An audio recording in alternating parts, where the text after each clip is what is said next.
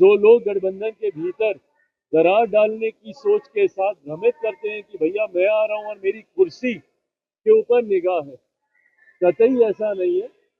कुर्सी भी स्थिर है। भारतीय जनता पार्टी, कई बड़े दल भी अपने राष्ट्रीय स्तर के नेताओं को विधानसभा का चुनाव लड़वाते हैं। लोकसभा में भी हम लोगों ने देखा। मैं कहां से विधानसभा का चुनाव लड़ूंगा नहीं लड़ूंगा, जैसा मैंने कहा, ये तमाम विषयों पर चर्चा चल रही है।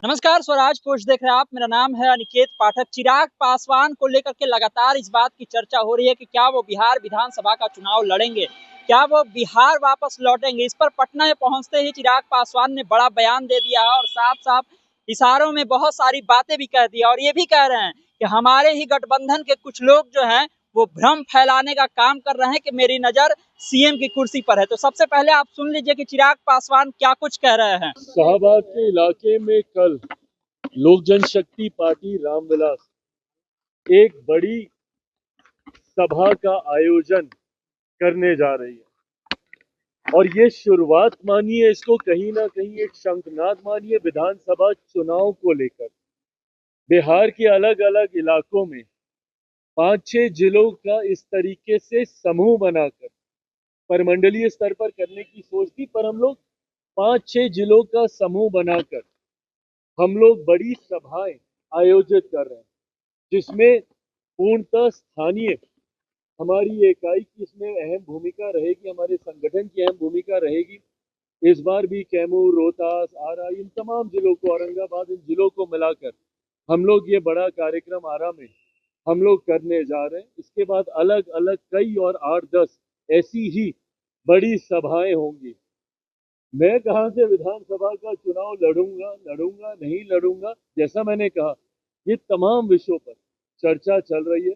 अंतिम मोहर इस पर पार्लियामेंट्री बोर्ड की तरफ से ही लगेगी, पर जो लोग मेरे विधानसभा के चुनाव लड़ने को लेकर ये भ्रम फैला रहे हैं मेरे ही गठबंधन के भीतर, मैं पुनः इस बात को दोहराता हूं कि अगर मैं विधानसभा का चुनाव लड़ूंगा, उसके पीछे की सोच अपने पार्टी के स्ट्राइक रेट को मजबूत करना होगा, गठबंधन को मजबूती देना होगा।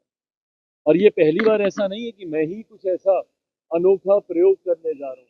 अलग अलग समय पे आपने देखा, भारतीय जनता पार्टी, कई बड़े दल भी अपने राष्ट्रीय स्तर के नेताओं को विधानसभा का चुनाव लड़वाते हैं। लोकसभा में भी हम लोगों ने देखा, कैबिनेट मिनिस्टर्स ने अलग अलग समय पे विधानसभा के चुनाव लड़ने का काम किया। उसके पीछे की सोच अपने कार्यकर्ताओं में उत्साह लाने की होती है, गठबंधन और अपनी पार्टी के स्ट्राइक रेट को बेहतर करने की होती है। तो उसी दृष्टि के साथ इस विषय को लेकर चर्चा चल रही है। जो लोग गठबंधन के भीतर दरार डालने की सोच के साथ भ्रमित करते हैं कि भैया मैं आ रहा हूं और मेरी कुर्सी के ऊपर निगाह है, कतई ऐसा नहीं है। कुर्सी भी स्थिर है। इस बात को विश्वास के साथ मानकर रखिए कि विधानसभा चुनाव परिणामों के बाद बिहार में एक बार फिर से मुख्यमंत्री नीतीश कुमार जी के नेतृत्व में हर बार से ज्यादा मजबूत सरकार विधानसभा में बनने जा रही है, इसमें कहीं कोई संदेह नहीं।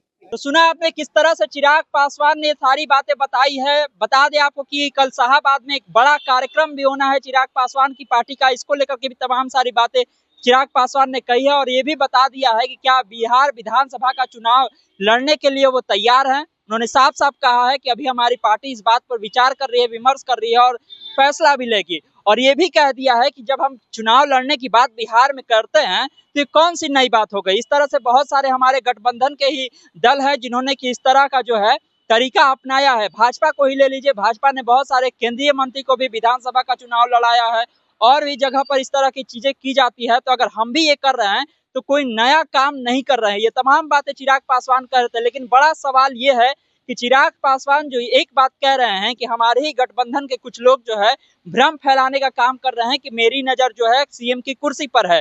आखिर वो किसको ये बात कह रहे हैं? चिराग पासवान किस पर सवाल खड़ा कर रहे हैं? किसको कह रहे हैं कि वो गठबंधन में होते हुए भी भ्रम फैलाने का काम कर रहा है? ये बड़ा सवाल है। तो तमाम सारे अपडेट के लिए आप जुड़े रहिए और इस सवाल का जवाब आपको क्या लगता है वो भी आप कमेंट बॉक्स में जरूर बताइए। यूट्यूब पर देख रहे हैं तो हमारे चैनल को सब्सक्राइब कर लीजिए, फेसबुक पर देख रहे हैं फेसबुक पर लाइक कर लीजिए। धन्यवाद, नमस्कार।